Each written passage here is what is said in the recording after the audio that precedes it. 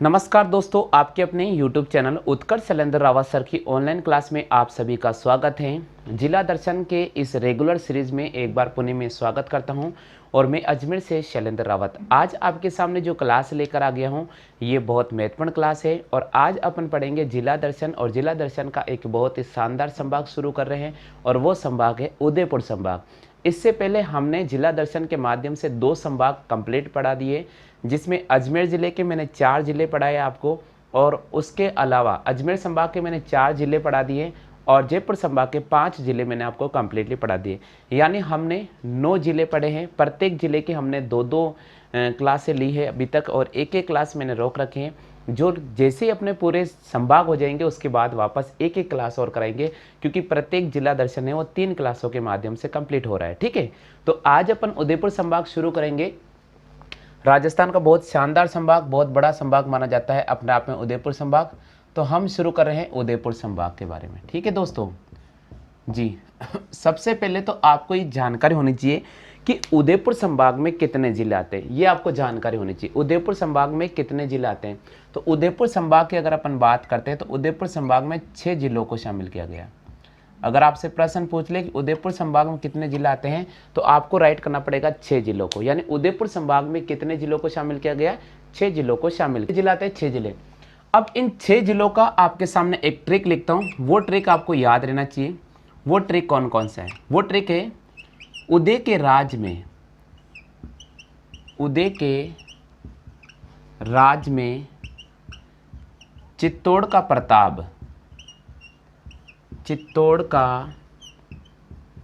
प्रताप डूंगर से बास लाया। देखिए, ये अगर आपको ट्रिक याद रह जाता ना, ये अगर आपको ट्रिक याद रह जाता है तो समझ जाना कि आप उदयपुर संभाग में आने वाले सभी जिलों के नाम याद हो जाएंगे। इतना सा याद रखना, उदय के राज में चित्तौड़ का प्रताप डूंगर से बास लाया। इसका मतलब यहां पर आपको उदय नजर आ रहा है तो इसमें आ गया है उदयपुर। कौन सा जिला आ गया है? उदयपुर जिला आ गया। पहला ट्रिक। राज आ रहा है तो यहां से निकल गया हमारे पास में राज संबंध, बिल्कुल राज संबंध। ठीक है, उसके बाद आ रहा हमारे पास चित्तौड़, तो इससे हमारे पास आ गया चित्तौड़गढ़। चित्तौड़गढ़, बिल्कुल। अब यहां पर नजर आ रहा प्रताप, इस प्रताप से हमारे पास निकल गया प्रतापगढ़। उसके बाद आपको डूंगर नजर आ रहा है तो यहां से हमारे पास आ गया है डूंगरपुर। यहां से हमारे पास एक और जिला निकल गया डूंगरपुर।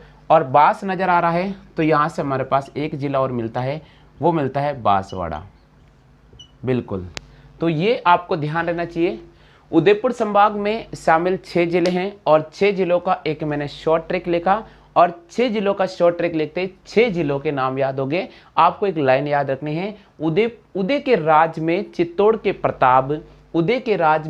का प्रताप डूंगर से बास लाया। यानी उदय का जब राज था तो चित्तौड़ का जो प्रताप था वो डूंगर से बास लेकर आया था। उदय के राज में चित्तौड़ का प्रताप डूंगर से बास लाया। बस इतना सा अगर ये ट्रिक आपको याद रह जाता है तो उदयपुर संभाग में शामिल जो 6 जिले हैं वो आपको याद रह जाएंगे, यहां तक कॉपी कर लो पहले आप बच्चों। हाँ, सभी स्टूडेंट से ध्यान दीजिए। देखिए भाई, क्लास को आप शेयर करें, है ना। क्लास को आप शेयर करेंगे तो हमें पढ़ाने में मजा आएगा और आपको भी पढ़ने में मजा आएगा। क्लास को शेयर करोगे तो हमें पढ़ाने में मजा आएगा, आपको भी पढ़ने में मजा आएगा। ठीक है। दूसरा है, जिन स्टूडेंट को इसका पीडीएफ फाइल चाहिए, आज की जो पीडीएफ फाइल का जो कोड रखा है, वो रखा गया है उदय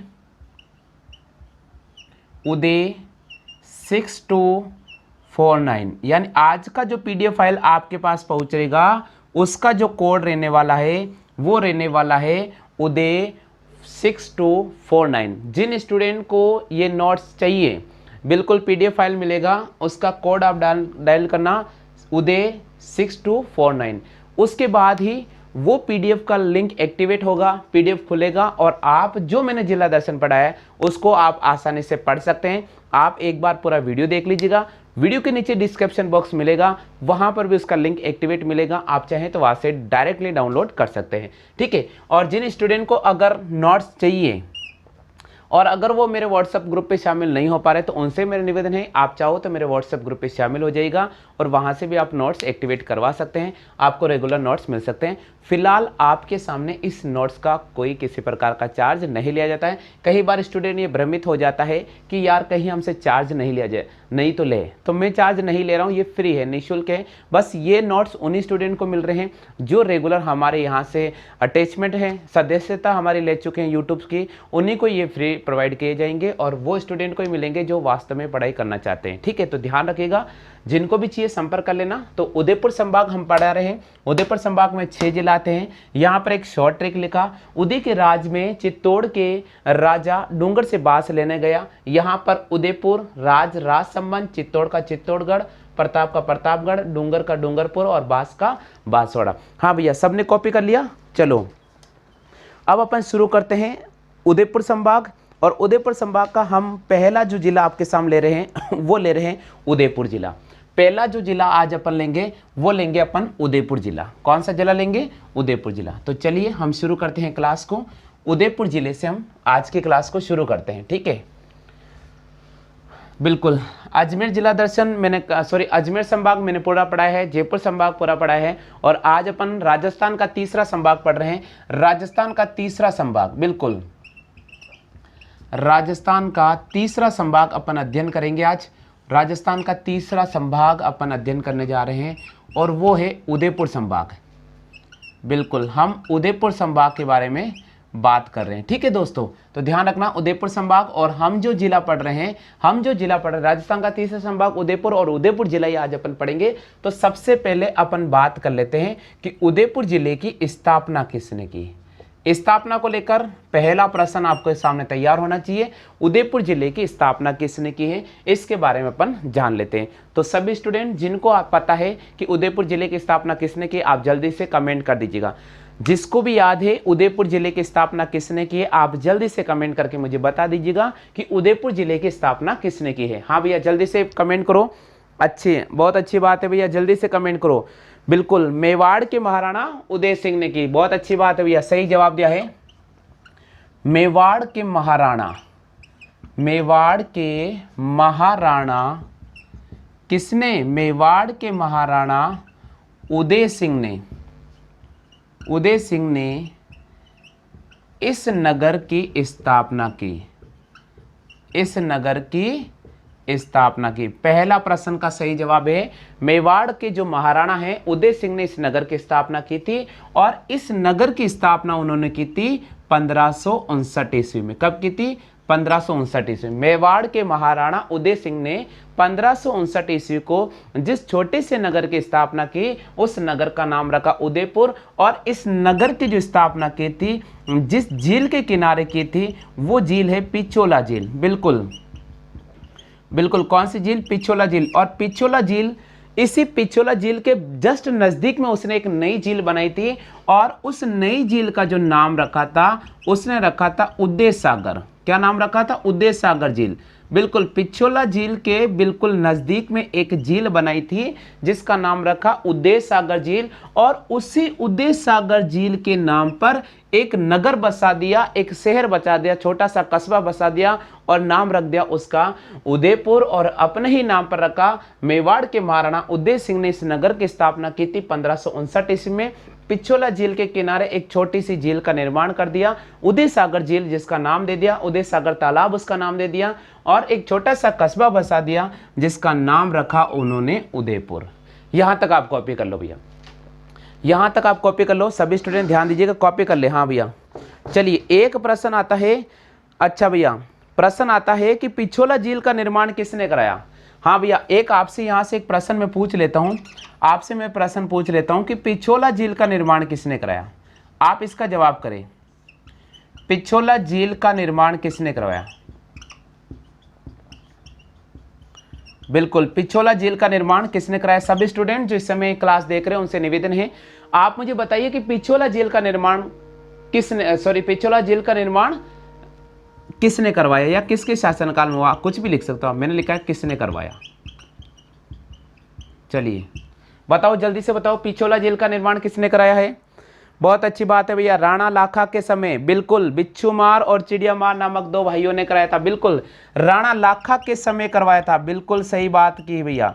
राणा लाखा के समय, राणा लाखा के समय जिस झील का निर्माण कराया गया, जिस झील का निर्माण कराया गया उसका नाम रखा गया था पिछोला झील। याद रखना, स्टूडेंट वहां एग्जाम में इसलिए कंफ्यूज हो जाते हैं, प्रश्न आता है कि पिछोला झील का निर्माण किसने कराया, सीधे उठाकर मार देते, बिना सोचे समझे मार जाते हैं कि महाराणा उदय सिंह ने करवाया। महाराणा उदय सिंह ने पिछोला झील का निर्माण नहीं कराया है, महाराणा लाखा सिंह के शासनकाल में, महाराणा लाखा सिंह के शासनकाल में पिछोला झील का निर्माण हुआ है। और उदय, महाराणा उदय ने तो जिस झील का निर्माण कराया उसका नाम है उदय सागर झील, उसका नाम है उदय सागर। पिछोला झील के जस्ट थोड़े से आगे यानी उसके किनारे पर एक नई झील का निर्माण करा दिया, उसका नाम रखा उदय सागर झील। फिर एक कस्बा बसाया और नाम अपने कस्बे पर अपने नाम से रखा है उदयपुर। ये आप ध्यान रखना, 1559 की बात है। ये कब की बात है? अच्छा, इससे 100 साल पहले यानी 1459 में तो जोधपुर जिले की स्थापना हुई है। ये आप ध्यान रखना, जोधपुर जिले की जो स्थापना हुई है इससे 100 साल पहले हुई है। जब मैं आपको जिला जोधपुर संभाग पढ़ाऊंगा तो वहां पर बिल्कुल डिटेल से समझा दूंगा, आप इसकी कॉपी कर लीजिएगा। हाँ भैया, कर लिया सभी ने? चलिए मैं इसको रफ कर देता हूँ, इसके आगे अपन बात करते हैं और यहाँ की कुछ विशेषताएं।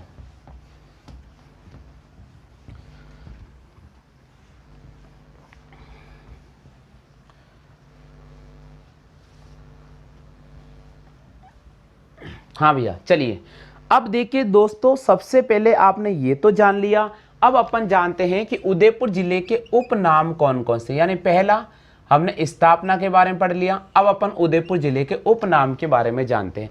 क्योंकि कोई भी अगर आप जिला पढ़ रहे हैं ना, तो उस जिले के बारे में उसकी भौगोलिक स्थिति को समझे, उसके उपनाम क्या क्या उसके बारे में समझे, उसका सामान्य क्षेत्रफल क्या है उसके बारे में जाने, उसमें जनगणना 2011 की स्थिति क्या थी, क्योंकि अभी लेटेस्ट जनगणना 2011 अपन को पढ़नी पड़ेगी, एग्जाम में जनगणना 2011 का प्रश्न बनता है। उसके बाद अभी जनगणना अभी 2021 चल रहा था, तो अभी आने वाली है जनगणना 2021, उसके आंकड़े में अपन 2022 में पढ़ेंगे, तो फिर अपन जनगणना 2021 की बात करेंगे। तो फिलहाल अभी जनगणना 2011 की बात करनी है, क्योंकि अभी जो लेटेस्ट में जितने पेपर होंगे उनमें जनगणना 2011 के आंकड़े ही पूछे जाएंगे, ठीक है। तो हमें इसके सबसे पहले उपनाम अपन जान लेते हैं कि उदयपुर जिले के उपनाम कौन कौन से। हाँ भैया, आपको अगर आता है तो कमेंट करें। बिल्कुल, इसको जिलों की नगरी के नाम से जाना जाता है। पहला प्रश्न, इसको जिलों की नगरी कहा जाता है। उदयपुर को क्या कहा जाता है? जिलों की नगरी कहा जाता है। सबको पता है क्या? सबको पता है क्या उदयपुर को जिलों की नगरी कहा जाता है? अच्छा भाई, क्यों कहा जाता है? इसलिए भी कहा जाता है कि यहाँ पर उदयपुर को जिलों की नगरी इसलिए कहा जाता है कि यहाँ पर जितने भी जिले हैं उन सब में मीठा पानी है। उन सब में कौन सा पानी है? मीठा पानी है, और इसीलिए इसको जिलों की नगरी कहा जाता है। और राजस्थान में एक ऐसा जिला भी है जहां पर जितने भी जिलों में सब में खारा पानी है, और वो राजस्थान का जिला है नागौर जिला। क्योंकि मैंने जब आपको नागौर जिला पढ़ाया था वहां इसके बारे में चर्चा की थी, वहां मैंने उदयपुर के बारे में बताया था, ठीक है। तो जिलों की नगरी किसको कहा जाता है? जिलों की नगरी उदयपुर को कहा जाता है। क्लियर हो गया? पहला क्लियर हो गया। चलिए भैया, दूसरा उपनाम किसका है? इसका देखो, इसके बहुत सारे उपनाम आएंगे। पहला उपनाम आ गया, इसको जिलों की नगरी कहा जाता है। दूसरा उपनाम है, इसे सितारों का शहर कहा जाता है। इसे सितारों का शहर कहा जाता है। सितारों का शहर कहा जाता है, बिल्कुल। तीसरा, इसे माउंटेन फाउंटेन के नाम से जाना जाता है। इसे माउंटेन फाउंटेन के नाम से जाना जाता है, के नाम से भी जाना जाता है। इसे माउंटेन और फाउंटेन के नाम से भी जाना जाता है। इसे जिलों की नगरी कहा जाता है। इसे सितारों का शहर कहा जाता है। इसे माउंटेन और फाउंटेन के नाम से जाना जाता है। इसे हमें क्या कहते हैं? इसे पूर्व का वेनिस कहा जाता है। इसे सैलानियों का स्वर्ग भी कहा जाता है। तो इसे सैलानियों का स्वर्ग भी कहा जाता है।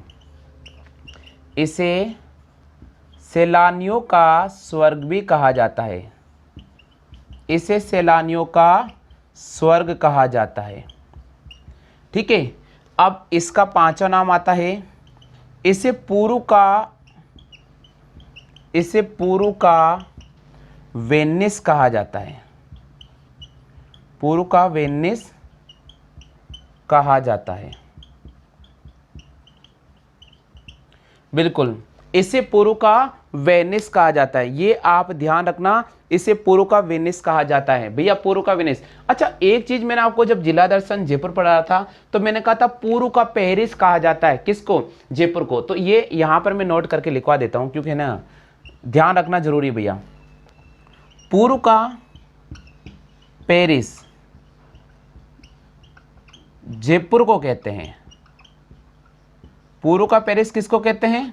जयपुर को कहते हैं। पुरु का पेरिस तो जयपुर को कहते हैं, और पुरु का जो वेनिस है वो किसको कहा जाता है? वो कहा जाता है किसको? उदयपुर को कहा जाता है। किसको कहा जाता है? उदयपुर को कहा जाता है। एक आता पुरु का कश्मीर, एक आता पुरु, इसे राजस्थान का दूसरा कश्मीर भी कहा जाता है। तो इसका एक को नाम यहां लिख रहा हूं, चलो यहां लिख देता हूं। छठा नाम, इसे राजस्थान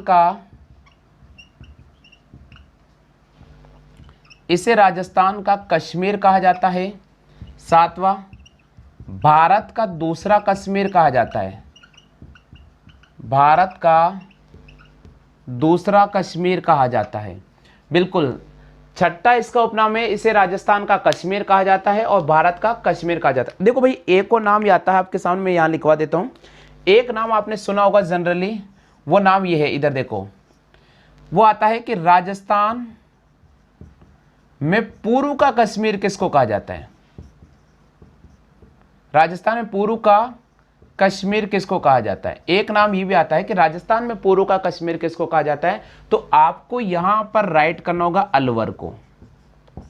अलवर को तो राजस्थान में पूर्व का कश्मीर कहा जाता है, जबकि आपको यह ध्यान रखना पड़ेगा कि राजस्थान का जो कश्मीर कहा जाता है वो उदयपुर जिले को कहा जाता है। तो पहले आप इसकी कॉपी कर लीजिएगा, पहले आप इसकी कॉपी करो भैया। जिलों की नगरी, मीठे पानी की झील, ये बिल्कुल राजस्थान का कश्मीर या कश्मीर, बहुत अच्छी बात है, सही है। अच्छा, पूर्व का पेरिस तो भैया जयपुर को कहा जाता है, हाँ सही बात है। और क्या नाम है इसका? हाँ, राजस्थान का वियना। बिल्कुल, अभी मैं लिखवा दूंगा आपको, मैं अभी लिखवा दूंगा, आप इसकी कॉपी कर लो पहले, आप इसकी कॉपी कर लीजिएगा पहले। बिल्कुल, अभी सारे लिखवा दूंगा भैया, आप कॉपी कर ले, ठीक है। तो एक बार मैं आपको रिवाइज करा देता हूं, छोटे छोटे पॉइंट है। अपन पढ़ रहे हैं राजस्थान का बहुत ही शानदार संभाग, जयपुर संभाग, उदयपुर संभाग पढ़ रहे हैं। उसमें अपन पढ़ रहे हैं उदयपुर जिला। तो उदयपुर जिले के उपनाम है, इसे जिलों की नगरी कहा जाता है। दूसरा है, इसे सितारों का शहर कहा जाता है। तीसरा है, इसे माउंटेन फाउंटेन के नाम से जाना जाता है। चौथा है, इसे सैलानियों का स्वर्ग कहा जाता है। पांचवा है, इसे पुरु का वेनिस कहा जाता है। पुरु का वेनिस कहा जाता है। तो पुरु का पेरिस किसको कहा जाता है? जयपुर को कहा जाता है। छठा नाम है, इसे राजस्थान का कश्मीर कहा जाता है। सातवां नाम है, इसे भारत का दूसरा कश्मीर भी कहा जाता है। इसे भारत का दूसरा कश्मीर भी कहा जाता है। बिल्कुल, बेसिन का बसा नगर, हाँ बहुत अच्छी बात है भैया, ये भी कह सकते हैं अपन। इधर देखो, इसका यहां लिख रहा हूं मैं, इसका आठवां नाम है बेसिन का बसा नगर। बेसिन में बसा नगर, बिल्कुल, इसका आठवां उपनाम आता है बेसिन में बसा नगर। बेसिन में बसा नगर भी इसको कहा जाता है, बहुत अच्छी बात है, कह सकते हैं भैया। इसे मेवाड़ का रत्न भी कहा जाता है, बिल्कुल सही बात है, नवा है, इसको मेवाड़ का रत्न,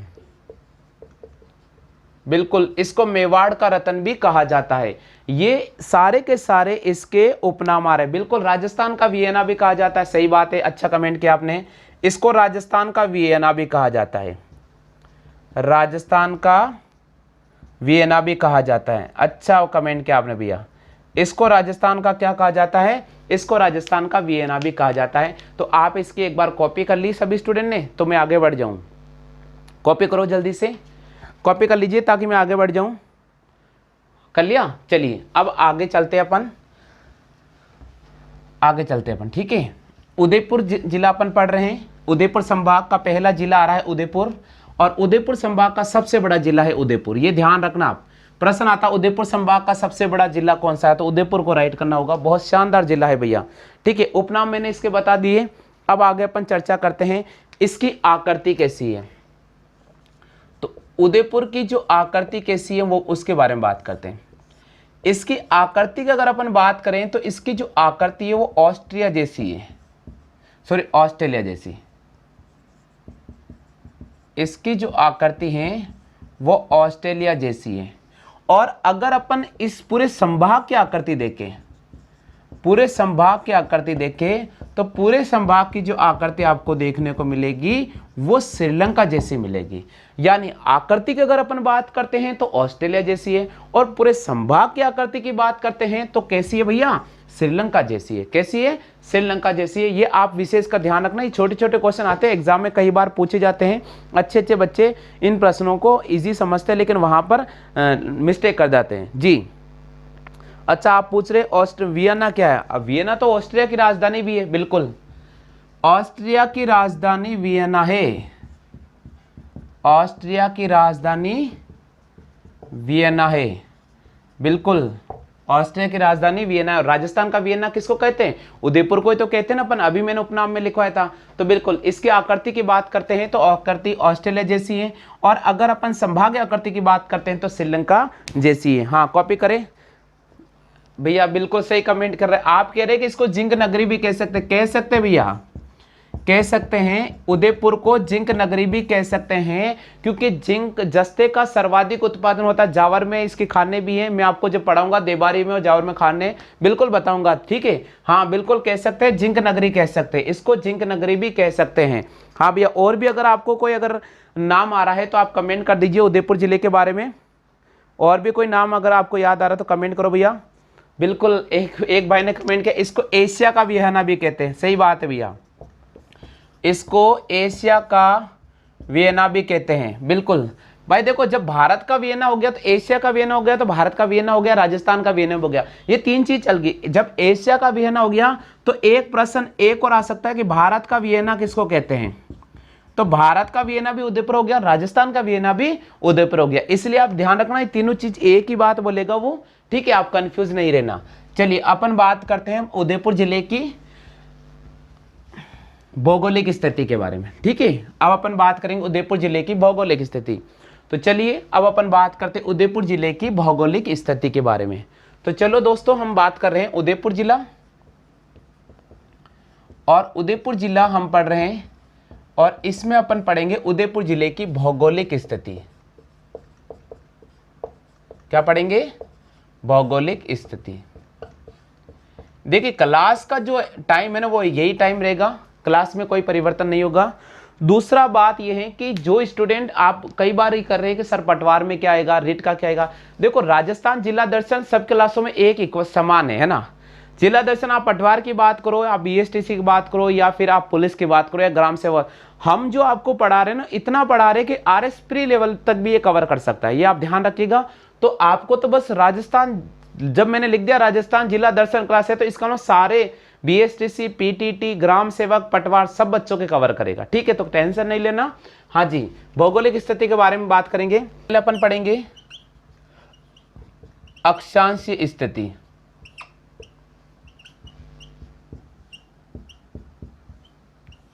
देखिए अगर अपन उदयपुर जिले की बात करते हैं तो उदयपुर जिले की जो अक्षांश स्थिति की अगर अपन बात करते हैं तो वह है 23 डिग्री 46 मिनट से 26 डिग्री 20 मिनट। यानी इसकी जो अक्षांश स्थिति है वो है 23 डिग्री 46 मिनट से 26 डिग्री 20 मिनट उत्तरी अक्षांश। क्या होगा, उत्तरी अक्षांश। ये इसकी अक्षांश स्थिति है, ये इसकी कौन सी स्थिति है, अक्षांशी। अब एक और चीज आती है इसकी देशांतरी स्थिति। एक और चीज इसकी आती है, वो आती है देशांतरी स्थिति। बिल्कुल हाँ भैया, जिनको अगर आता है तो जवाब दीजिए देशांतरी स्थिति की। बिल्कुल उदयपुर जिले की देशांतरी स्थिति किसी को याद है, किसी को याद है? बिल्कुल 73 डिग्री से 74 डिग्री 35 मिनट पूर्वी देशांतर। सही बोला भैया, 73 डिग्री से 74 डिग्री 35 मिनट पूर्वी देशांतर, पूर्वी देशांतर। ये इसकी अक्षांश स्थिति है और ये इसकी देशांतरीय स्थिति है। क्लियर हो गया सभी को आगे का समझ में? हाँ, जल्दी से कॉपी कर ले। भौगोलिक स्थिति के बारे में अपन पढ़ चुके हैं। उदयपुर जिले की भौगोलिक स्थिति का जो विस्तार की अगर अपन बात करते हैं तो अक्षांश स्थिति में इसका जो विस्तार होता है वो 23 डिग्री 46 मिनट उत्तरी अक्षांश से लेकर 26 डिग्री 20 मिनट उत्तरी अक्षांश तक इसका अक्षांशीय विस्तार है। और अगर अपन देशांतरीय विस्तार की बात करते हैं तो 73 डिग्री पूर्वी देशांतर से लगाकर 74 डिग्री 35 मिनट पूर्वी देशांतर तक इसका देशांतरीय विस्तार है। यहां तक आ गया सभी को? यहां तक आ गया। चलिए अब अपन बात कर लेते हैं उदयपुर जिले का क्षेत्रफल क्या है, उदयपुर जिले की जनगणना के अनुसार स्थिति क्या है। ठीक है, तो अब अपन पढ़ते हैं जनगणना 2011 के अनुसार स्थिति। बिल्कुल, तो अब आपके सामने जो टॉपिक आ रहा है उदयपुर जिले का वो आ रहा है जनगणना 2011 के अनुसार स्थिति स्थिति। हाँ भैया, अगर आपको उदयपुर जिले की जनसंख्या पता है तो जल्दी से कमेंट करें। उदयपुर जिले की कुल जनसंख्या कितनी है इसके बारे में अपन यहाँ चर्चा करेंगे, लेकिन जिन स्टूडेंट को आ रहा है जल्दी से कमेंट करें भैया उदयपुर जिले की कुल जनसंख्या कितनी है। जिनको आ रहा है जल्दी से कमेंट करें उदयपुर जिले की कुल जनसंख्या कितनी है। बिल्कुल, उदयपुर जिले की कुल जनसंख्या कितनी है? 30,68,420। बहुत अच्छी बात है भैया, 30,68,420 ये उदयपुर जिले की कुल जनसंख्या है। उदयपुर जिले की कुल जनसंख्या है 30,68,420। अब 30,68,420 में से अगर अपन बात करते हैं पुरुषों की संख्या, तो पुरुषों की संख्या कितनी है जल्दी से बताओ। उदयपुर जिले की जनगणना 2011 के अनुसार कुल जनसंख्या 30,68,420। इसमें पुरुषों की जो जनसंख्या है वो है 15,66,801। 15,66,801 ये पुरुषों की जनसंख्या है भैया। ठीक है, और अगर आपसे महिलाओं की जनसंख्या पूछ ले तो 15,01,619। 15,01,619 ये यहाँ पर महिलाओं की संख्या है। तो आपको ये जानकारी मिल चुकी है। पुरुषों की जनसंख्या अगर आपसे पूछ ले उदयपुर जिले में तो आपको राइट करना होगा 15,66,801, और अगर आपको महिलाओं की संख्या पूछ ले तो आपको राइट करना होगा 15,01,619। क्लियर हो गया? अब अपन बात कर लेते हैं उदयपुर जिले की साक्षरता दर। उदयपुर जिले की साक्षरता दर कितनी है भैया? जल्दी से कमेंट करो, उदयपुर जिले की साक्षरता। बिल्कुल, साक्षरता की बात करते हैं तो 61.80 आती हैं। साक्षरता की बात करते हैं तो 61.80% आती हैं। और अगर पुरुषों की साक्षरता की बात करते हैं तो 74.1% आती है। और महिलाओं की साक्षरता की बात करते हैं तो 48.20% आती है। ये आप ध्यान रखना, ये उदयपुर जिले की साक्षरता की स्थिति है भैया। पुरुषों की साक्षरता है 74.1%, महिलाओं की साक्षरता है 48.20%। आप 74.10 भी लिख सकते हैं, लगभग राउंड करेगा। लेकिन ओवरऑल साक्षरता की बात करते हैं तो 61.80% है। अब दोस्तों आगे अपन बढ़ जाते हैं, थोड़ा और आगे की स्थिति के बारे में बताते हैं इसके। चलिए अब अपन बात करते हैं कि उदयपुर के बगल में कौन कौन से जिले स्थित है उसके बारे में अपन थोड़ा यहाँ समझा देते हैं। तो ये लिखा मैंने आपको उदयपुर, और उदयपुर के पास में दाएं बाएं कौन कौन से जिले उनके बारे में अपन बात करते हैं। तो सबसे पहले आपको पता होगा कि इसके पूर्व में चित्तौड़गढ़ है, यानी उदयपुर के पूर्व में जो जिला स्थित है वो जिला है चित्तौड़गढ़ जिला। कौन सा जिला है? चित्तौड़गढ़ जिला। तो इसके पूर्व के अंदर जो जिला स्थित है उसका नाम है चित्तौड़गढ़ जिला। कौन सा जिला है? चित्तौड़गढ़ जिला। अच्छा, फिर आपको पता होगा कि इसके दक्षिण पूर्व में जो जिला स्थित है उसका नाम है बांसवाड़ा। यानी उदयपुर के दक्षिण पूर्व में जो जिला स्थित है वो है बांसवाड़ा। इसके दक्षिण दिशा में जो जिला स्थित है वो है डूंगरपुर जिला। यानी उदयपुर के दक्षिण दिशा में जो जिला स्थित है वो जिला है डूंगरपुर जिला। क्लियर हो गया।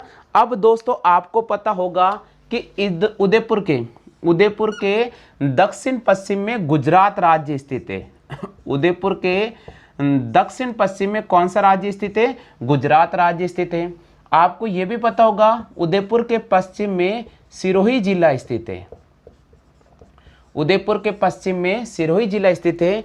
और अगर आपको यह भी ध्यान होगा कि अगर अपन उदयपुर के उत्तर पश्चिम की तरफ अपन राउंड करते हैं तो यहां पर जो जिला स्थित है वो पाली जिला स्थित है। कौन सा जिला स्थित है? वो पाली जिला स्थित है। ये यहां तक क्लियर हो गया। और अगर अपन उदयपुर के उत्तर दिशा में बढ़ते हैं तो यहां पर भैया आपको राजसमंद नजर आएगा। राजसमंद जिला स्थित है। तो ये उदयपुर की भौगोलिक स्थिति है जो मैंने आपको यहां समझा दी है। क्लियर हो गया। तो पहले आप इस छोटा सा डायग्राम बना लो, ये छोटा सा डायग्राम बना लो, बिल्कुल क्लियर हो जाएगा। उदयपुर के पूर्व में कौन सा जिला है? चित्तौड़गढ़। उदयपुर के दक्षिण पूर्व में कौन सा जिला है? तो आपसे पूछ ले तो बांसवाड़ा। उदयपुर के दक्षिण में कौन सा जिला है? आपसे पूछ ले तो आपको डूंगरपुर को राइट करना होगा। उदयपुर के दक्षिण पश्चिम में कौन सा राज्य स्थित है? तो आपको राइट करना पड़ेगा गुजरात। उदयपुर के पश्चिम में कौन सा जिला स्थित है? तो आपको राइट करना पड़ेगा सिरोही। और उदयपुर के उत्तर पश्चिम में कौन सा जिला स्थित है? तो पाली। और उदयपुर के उत्तर में कौन सा जिला स्थित है? तो वो है राजसमंद। आप इसकी कॉपी कर लीजिएगा। हाँ, कॉपी कर लो सभी स्टूडेंट, कॉपी कर लीजिएगा जी। आगे सभी को समझ में? यहाँ तक सभी को आगे के समझ में? चलिए आगे बढ़ जाते अपन। भैया यहाँ तक कॉपी कर लो। चलिए अब थोड़ा आगे बढ़ते अपन। जिला दर्शन उदयपुर पढ़ रहे हैं, इसका पार्ट नंबर 1 पढ़ रहे हैं। बहुत बड़ा है भैया, बहुत बड़ा है, कम से कम 3 क्लासों में कंप्लीट कराना पड़ेगा। बहुत बड़ा जिला है ये, ठीक है। हाँ, नेक्स्ट क्वेश्चन है बिल्कुल इस्तलाकर्ती की बात करते हैं उदयपुर जिले की।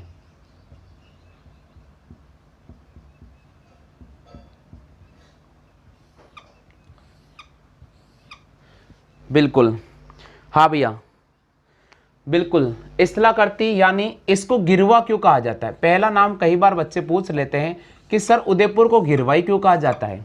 वो मार्कर दूसरा वाला कहा गया। एक मिनट रुकना भैया, मार्कर थोड़ा चेंज कर लेता हूँ। हाँ, आपको पता होगा इसको गिरवा क्यों कहा जाता है?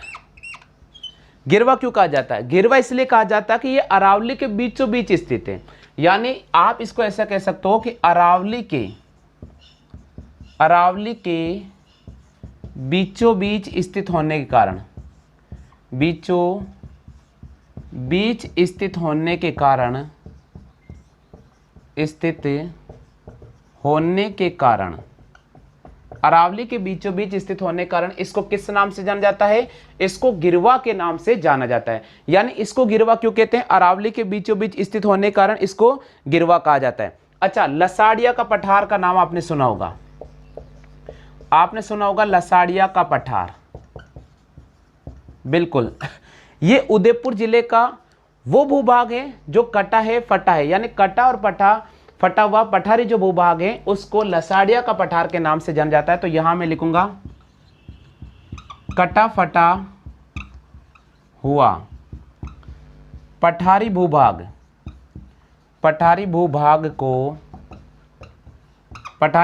को कहते हैं। बिल्कुल, हम पढ़ रहे हैं उदयपुर जिला, लसाड़िया का पठार। यानी उदयपुर संभाग में उदयपुर जिले के अंदर कटा हुआ फटा हुआ जो भूभाग पठारी भूभाग है उसको लसाड़िया का पठार के नाम से भी जाना जाता है। ये आप सबको पता होगा। नाम सुना होगा भोराट का पठार, भोराट का पठार। अच्छा भैया बताओ आप, भोराट का पठार कौन सा पठारी भाग कहलाता है? बिल्कुल, गोगुंदा और कुंभलगढ़ के बीच का जो पठारी भूभाग है उसको भोराट का पठार कहते हैं। तो यहां मैं लिख रहा हूं, ये कई बार प्रश्न आते भैया, ठीक है। गोगुंदा वे कुंभलगढ़ घोगुंदा व कुंभलगढ़ के बीच का पठारी भूभाग, बिल्कुल, घोगुंदा व कुंभलगढ़ के बीच का जो पठारी भूभाग है उसको भोराट का पठार कहा जाता है। लसाड़िया का पठार आपको पता चल गया, भोराट का पठार आपको पता चल गया। आपको पता होगा बिल्कुल भौमट क्या कहलाता है, ये तो बहुत ही शानदार प्रश्न है, भौमट। हाँ, उदयपुर इस्तेलाह करती बात कर रहे हैं, भौमट। भौमट का मतलब क्या होता है, कई बच्चे पूछते हैं सर भौमट क्या होता है। भौमट का मतलब उदयपुर का वो भाग जहां पर भील आबादी सबसे ज्यादा पाई जाती है, उस क्षेत्र को भौमट कहते हैं। तो यहां मैं लिख रहा हूं भील आबादी जहां सर्वाधिक निवास करती हैं, जहां सर्वाधिक निवास करती हैं उसे भौमट कहते हैं। बिल्कुल, भौमट का मतलब है उदयपुर के अंदर एक ऐसा स्थान जहां पर भील आबादी बहुल्य क्षेत्र यानी बहुत अधिक निवास करते हैं, उस क्षेत्र का जो नाम दिया है वो भौमट दिया है। उस क्षेत्र का नाम क्या दिया है, भौमट। अच्छा, देशहरो का मतलब क्या है, देशहरो का मतलब क्या है, ये एक प्रश्न पूछा गया था। देशहरो, ये देखो आ रखा भैया, मैं यहाँ करवा रहा हूँ ना, करा दो क्या यहाँ, चलो यहाँ करा। देशहरो, देशहरो का मतलब क्या होता है, इसके बारे में बताओ आप मुझे। देशहरो का मतलब क्या होता है, जल्दी से बताओ। देखिए, हाँ देखता हूं मैं कितने बच्चे देख रहे हैं क्लास, जो देख रहे हैं कमेंट करें भैया। देशहरो का मतलब क्या होता है, देशहरो का मतलब क्या है, जल्दी से बताओ। अरे जरगा व रागा के बीच का भूभाग है, बिल्कुल। देशहरो का मतलब है जरगा और रागा के बीच का जो भूभाग है उसको देशहरो के नाम से, यानी जरगा और रागा के बीच का जो भूभाग है, जो हरा भरा भूभाग आपको देखने को नजर आएगा, उसको देशहरो के नाम के जाना जाता है। भौमट का मतलब जहां पर भील जो आबादी है सबसे अधिक पाई जाती है, निवास करती है, उस स्थान को भौमट कहा जाता है। गिरवा अरावली के बीचों बीच भाग में स्थित होने के कारण उदयपुर को गिरवा के नाम से भी जाना जाता है, पहाड़ियों को। लसाड़िया का पठार, उदयपुर भूभाग की बात करते हैं, उदयपुर जिले की बात करते हैं, तो कुछ कटा हुआ फटा हुआ सा पठारी भूभाग है जिसको लसाड़िया का पठार का नाम से जाना जाता है। भोराट का पठार, घोगुंदा व कुंभलगढ़ के बीच का जो पठारी भूभाग है उसको भोराट का पठार के नाम से जाना जाता है। ठीक है। हाँ, मंगरा, एक और नाम आपको देखने को मिलेगा, वो मिलेगा मंगरा। ये क्या है भैया, मंगरा क्या है, मंगरा का मतलब है कि उदयपुर के उत्तर पश्चिम में, उदयपुर का जो उत्तर पश्चिम का वाला जो क्षेत्र वो मंगरा के नाम से जाना जाता है। तो मैं यहां लिख रहा हूं उदयपुर के उत्तर पश्चिमी भूभाग को, उत्तर पश्चिमी भूभाग को मगरा कहा जाता है। उदयपुर के उत्तर पश्चिमी भूभाग को मगरा कहा जाता है। आप इसकी एक बार कॉपी कर लो भैया, ये कॉपी करते चलो। हाँ, नोट्स तैयार हो जाएंगे आपके, नोट्स में कोई दिक्कत नहीं है, आप कॉपी करते जाइएगा, सबको समझ में आने वाला है जी। क्लियर हो गया। हाँ, अगली क्लास आपकी रीजनिंग की क्लास होगी, तो कोई स्टूडेंट कहीं जाए नहीं, अगली क्लास रीजनिंग की क्लास होगी, ध्यान रखिएगा। हाँ, नोट्स करते चले आप, इसका नोट राइट डाउन कर लो। जिसको भी नोट्स चाहिए संपर्क कर लेना। वैसे तो मैं पूरे नोट्स करा रहा हूँ, आपको कोई समस्या आने वाली नहीं है। हाँ, हो गया क्लियर। तो आज की जो क्लास है उसमें हमने उदयपुर संभाग के बारे में और उदयपुर जिला पढ़ा है। उदयपुर संभाग हमने शुरू किया है, जिसमें हम उदयपुर जिला आपको आज मैंने पढ़ाया है। उम्मीद तो मैं करता हूं कि आज का ये सेशन आपको बहुत अच्छा लगा होगा। कल का जो इसका दूसरा क्लास वीडियो आएगा बहुत अत्यंत महत्वपूर्ण रहेगा, जिसमें हम इससे आगे बात करेंगे। अभी थोड़ा समय हो गया अगली क्लास का, इसलिए आज की क्लास को हम यही विराम देते हैं। कल से वापस इसी क्लास को इससे आगे मैं पढ़ाना शुरू करूंगा। दोस्तों, मेरा आपसे एक निवेदन है कि रेगुलर इसी समय आपको क्लासें मिलती रहेगी। आप वीडियो को लाइक करें, शेयर करें, और चैनल पर अगर आप नए जुड़ रहे हैं तो बिल्कुल आप सब्सक्राइब जरूर कर लीजिएगा। आज के लिए बस इतना ही साथियों। जय हिंद, वंदे मातरम।